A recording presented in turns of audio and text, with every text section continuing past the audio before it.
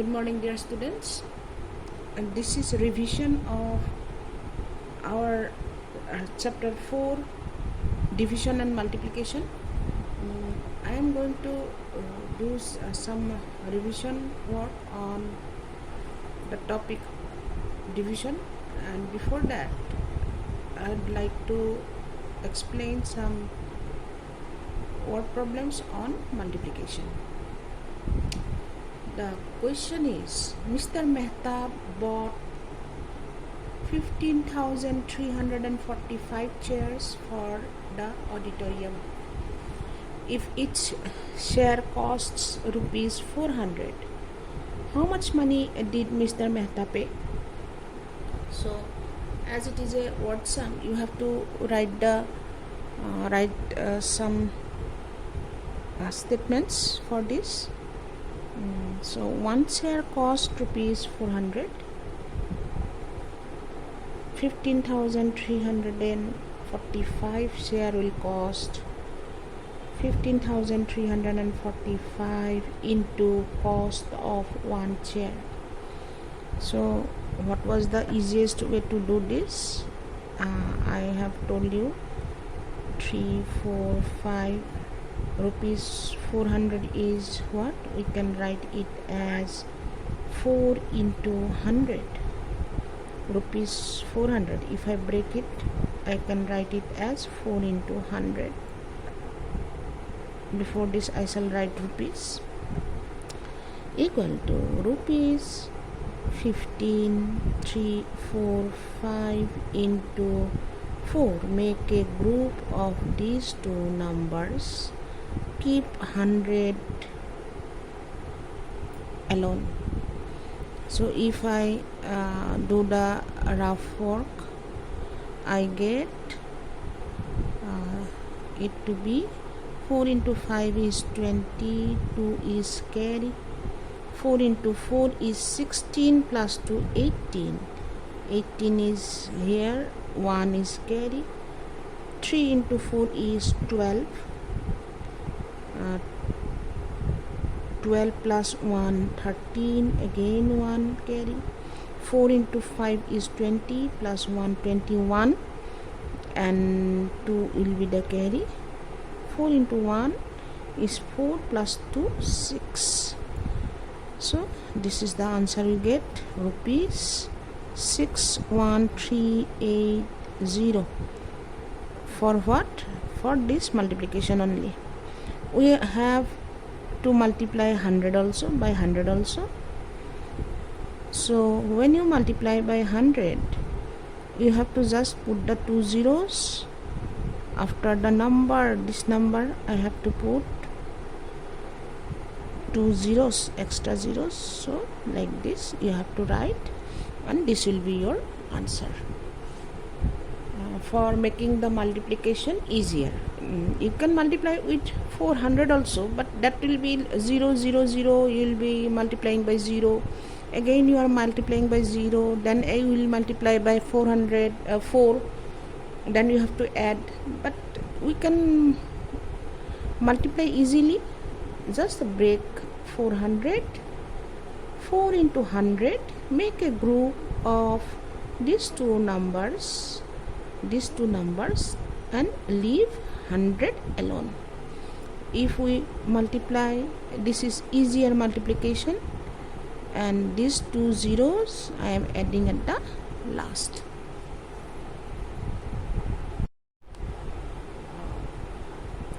The next topic, I wanted to touch some properties from multiplication. Commutative property. It may come in your exam for verification of commutative property in multiplication. So you have to prove by taking one example and prove that commutative property is valid in multiplication. Suppose I have an expression 2 into 6 which is equal to 12. So 2 into 6 is 12. We have to see, or we have to check if commutative property is valid for multiplication or not. What is commutative property? That is nothing but 2 into 6, which is equal to 12. 2 into 6, I'm writing it again. 2 into 6 is equal to 12. Now, what shall I do? I shall write 6 in first position and 2 in second position and then multiply. It means we have changed the order of the factors. So 6 into 2 is also 12. That means by changing the order of the factors, we cannot change the result. The result is same for both. That means changing the order of the factors doesn't affect the product of the factors. Therefore, 2 into 6 is equal to 6 into 2. This is commutative property. So you will write commutative property holds good in multiplication. This may come in your exam, so I am giving it to you. Like this, you have to prove the property. Next one is distributive property. What was distributive property? Distributive property, do anyone remember? The next one is distributive property. What is distributive property? Suppose we have three numbers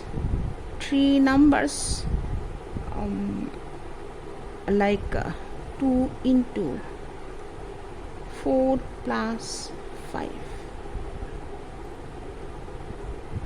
So I can write it as 2 into 4, then plus sign, then 5 into 2.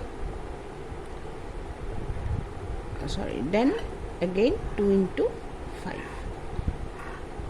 2 into 4 plus again 2 into 5. The first number inside bracket plus the second number multiply inside the bracket. Multiply both the numbers by the same number, then you have to add the product. So this left hand side, what is the left hand side? Left hand side is 2 into 4 plus 5. From Bodmas rule, you know that we have to do the calculation inside the bracket first. So 2 into 4 plus 5 is 9. 2 into 9 is equal to 18. In right hand side, what we have in the right hand side? Right hand side we have 2 into 4 plus 2 into 5. 2 into 4 is 8. 2 into 5 is 10. 8 plus 10 is 18. Therefore, left hand side is equal to right hand side. Therefore, distributive property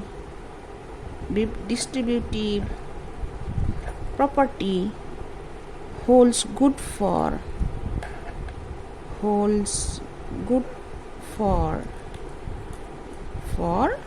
multiplication. Again I am explaining. So we have 2 into inside bracket 4 plus 5, which we can write as 2 into 4 plus 2 into 5.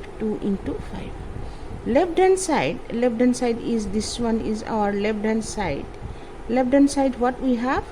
2 into inside bracket 4 plus 5. Left hand side 2 into inside bracket 4 plus 5. Inside bracket 4 plus 5, we add, we get 9. So 2 into 9 is 18. And what is there in right hand side? Right hand side we have 2 into 4 plus 2 into 5.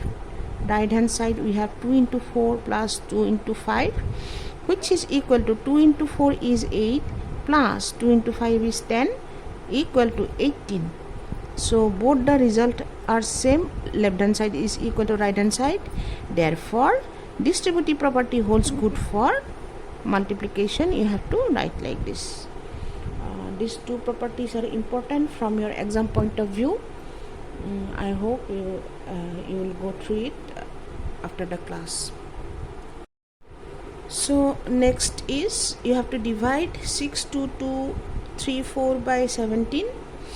In my rough work area, what I have done, I have written the multiplication table for 17. We are going to divide this number by 17. For 17, I have written the multiplication table up to 10. You should remember the multiplication table up to 20 actually. And I hope everyone knows multiplication table. So by 17 I am going to divide this number. You see, I have to take the next digit with 6, because 6 we cannot divide by 17. So if I take the next digit, it will be 62. And you can see that 62 lies between 68 and 51. So if I write 4, it will be 4 into 17, 68. We have 62. So I shall go with 3. 17 into 3 is 51. If I subtract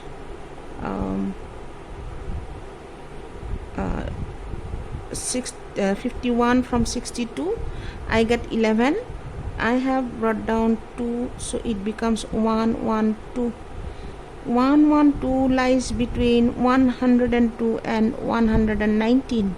So I shall go with the number 6. 17 into 6 is 102. So if I subtract 102 from 112, I get 10. Again I am bringing down 3, it becomes 103. So 103 lies between 102 and 119. So again I am writing 6 here. 17 into 6 is 102. If I subtract, it is 1. Bringing down the next digit, it is 14. We cannot divide 14 by 17. So I have to write 10 for that. 17 into 0 is 0.